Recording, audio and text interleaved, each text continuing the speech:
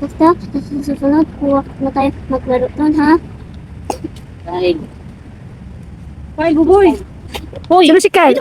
Action lang yun. Mululuha niya kasi may sugat siya. Althea. Mga zombie yung mga nakita natin. Napanood ko yung itsura nila Teka, sa landa. sinihan. Ready? Relax lang. Go. Mga zombie yung nakita natin. Napanood ko yung itsura nila sa sinihan. Kapag nakagat ka nila, ay magiging zombie ka rin katulad nila. Scaly mo na, it's scaly. May nakagat ba sa inyo? Check nyo nga katawan niyo. Kyle, wala Check ako. lang yun. Kyle. Ano ako nung antik? Oh, Si Kyle na. Naantik ako mga Hindi ako. Hindi ako. Oh, lahat. Lahat. 4, 3, 2, 1. Hindi ako. Let's see. Kung gayon, magsiuwi na tayo. Baka nakaabang sila sa akin. Tara, uwi na tayo. 4, 3, 2, action. Tara, uwi na tayo. Ay, ano parang malambot. Ayusin nyo. Yung parang 4, 3, 2, natatakot pa rin kayo. Oo, 4, 3, 2, action. Tara, uwi na tayo. Hindi. Ay, ulit pa ulit. Takot na eh.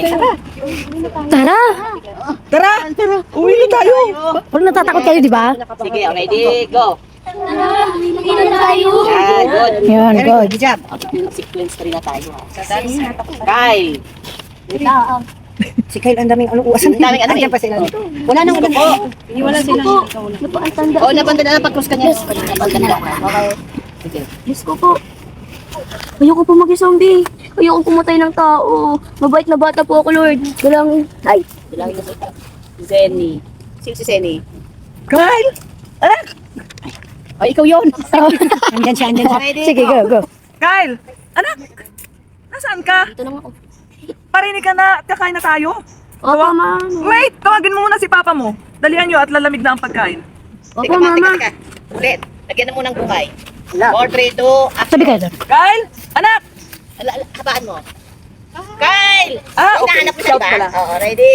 Go. Kyle! Anak! Asan ka? Parinig ka na at kakain na tayo. Tawagin mo na ang papa mo. Dalihan nyo at lalamig na ang pagkain. Opo, mama. Nawag ang mga nagbabasa ng diary. Papa, kakain na raw po tayo.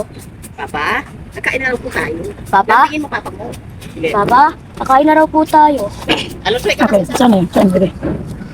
Siya, sige, susunod na ako. Ito na, Kyle. Mama, susunod na raw po si Papa. Kapag sa mag-anak na nagtatanghalian, nakatingin ang mag-asawa sa braso ni Kyle. Kabado ang ama sa nakitang pamumutla ni Kyle. Naalala niyang nabasa niya sa diaryo na lumalaganap ng mga tubig, nagpapakalat ng virus. Kaya gumagawa siya ng invention na panlaban sa virus at pagpagaling sa mga sugat at para di ka rin maging zombie. Sin, magtataka ka. Kyle? Ano nangyari sa braso mo? Bakit may plaster? Ah, wala po ito, Mama. Nasagi ko lang ang baling-sanga ng puno. Ginamot ko na po kaya. Huwag po kayong mag-alala. Tandaan ko, ulitin mo. Ulitin mo, ulitin mo. Ah, wala po ito, Mama. Nasagi ko lang po ang baling-sanga ng puno. Ginamot ko na po. Kaya huwag po kayong mag-alala. Ako na yun? Oo. Okay. Sigurado ka bang nasagi lang yan sa kahoy? Diyos ko po, huwag sana yun. Mabadaling ko na maintindihan. Okay, ayan na. Ikaw na. Opo, Papa. Zenny. Sige, kumain na tayo at lumalamig na ang pagkain. Sa ngalan ng Ama, ng Anak, at Diyos Espiritu Santo. Amen. Ama namin na mapagmahal, salamat po sa blessings na nasa aming harapan. Lubos kami nagpapamamalataya. Sana po, lalo mo kaming bigyan ng blessings at gabayan sa araw-araw. Amen. Makikita kumakain na si Kyle at patingin-tingin rin ang mag-asawa kay Kyle habang kumakain. Lubos nilang pinapakiramdaman si Kyle. Tila ba, nararamdaman nilang may karamdaman ito. Hinipo ni Zenny ang noo ni Kyle. Abay, anak! May sinat ka! Pagkatapos kumain, painumin mo ng... Ano? Okay. Go.